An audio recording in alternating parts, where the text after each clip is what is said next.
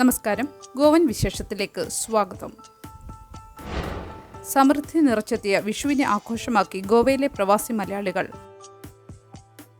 Vasco Ayyappa ക്ഷേത്രത്തിൽ വിഷു ആഘോഷങ്ങൾ നടന്നു. വിഷുക്കണിയും അയ്യപ്പൻ്റെ ഫോട്ടോ പതിച്ച നാണയവും വിഷു കൈനീട്ടമായും ഉണ്ടായിരുന്നത് വിഷു ആഘോഷങ്ങൾക്ക് പകിട്ടേകി. പോണ്ടയിലെ ശ്രീനാരായണ ഗുരു മന്ദിരത്തിലും വിഷു ആഘോഷങ്ങൾ നടന്നു. ഗോവയുടെ വിവിധ ഭാഗങ്ങളിൽ നിന്നുള്ള ഒട്ടനവധി പേർ വിഷു ആഘോഷങ്ങളിൽ പങ്കെടുത്തു. കൂടാതെ ഐശ്വര്യവും സമൃദ്ധിയും നിറഞ്ഞ വിഷു പുലരിയിൽ വീടുകളിൽ തന്നെ പൊൻകണിയൊരുക്കിയും ഗോവയിലെ പ്രവാസി മലയാളികൾ വിഷു ആഘോഷിച്ചു.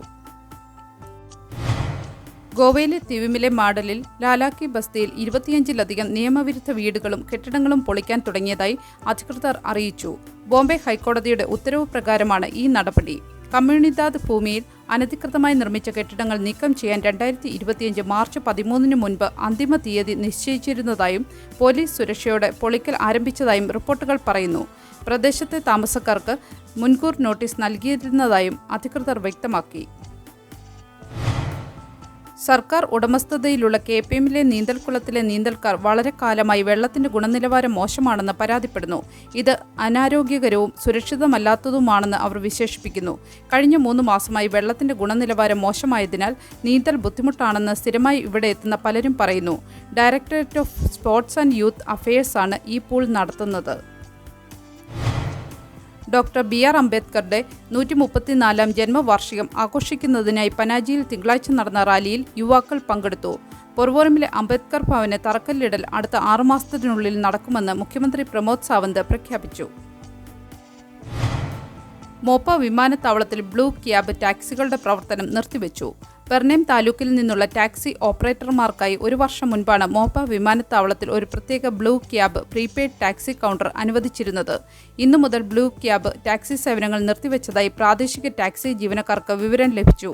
ലൈസൻസ് കരാറിന്റെ ലംഘനം കണക്കിലെടുത്താണ് എല്ലാ പ്രവർത്തനങ്ങളും ഇന്നു മുതൽ നിർത്തിവെക്കുന്നതെന്ന് GAL car park and ground support മേധാവി പറഞ്ഞു.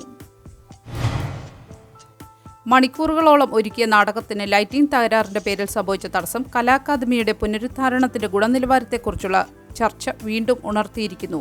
കഴിഞ്ഞ ഞായറാഴ്ച ശരത് പോങ്ഷോയും സുപ്രഭ ജോഷിയും അഭിനയിച്ച പുരുഷ് എന്ന മറാഠി നാടകത്തിൽ അളവിലധികം ആളുകൾ ഹാജരായിരുന്ന അവസരത്തിൽ ലൈറ്റിംഗ് തകരാറിനാൽ പ്രദർശനം 15 മിനിറ്റോളം മുടങ്ങി. ശരത് പോങ്ഷെ ഈ സംഭവം ദുഃഖകരമെന്ന് വിശേഷിപ്പിച്ചു. തങ്ങൾ ഒരുക്കിയിരുന്ന പ്രകാശമാന കാഴ്ചകൾ എല്ലാം നഷ്ടമായി എന്നും അദ്ദേഹം പറഞ്ഞു. കലാ അക്കാദമിക്ക് സ്ഥിരം മാനേജർ ഇല്ലെന്നത് പ്രശ്നമാകുന്നതായി അദ്ദേഹം ചൂണ്ടിക്കാട്ടി. സംഭവം രാഷ്ട്രീയ പ്രാധാന്യവും കൈവരിച്ചിട്ടുണ്ട്.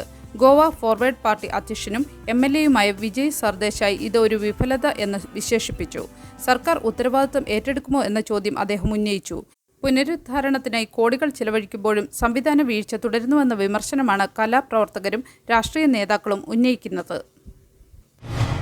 നല്ലൊരു ദിവസം ആശംസിച്ചുകൊണ്ട് ഗോവൻ വിശേഷത്തിൻ്റെ ഈ വീഡിയോ ഇവിടെ പൂർണ്ണമാകുന്നു. എല്ലാ ദിവസവും വാർത്തകൾക്കായി ഫോളോ ചെയ്യണമെന്നും വാർത്തകളുടെ നോട്ടിഫിക്കേഷൻ ലഭിക്കാനായി ബെല്ലൈക്കൺ എനേബിൾ ചെയ്യണമെന്നും അഭ്യർത്ഥിക്കുന്നു.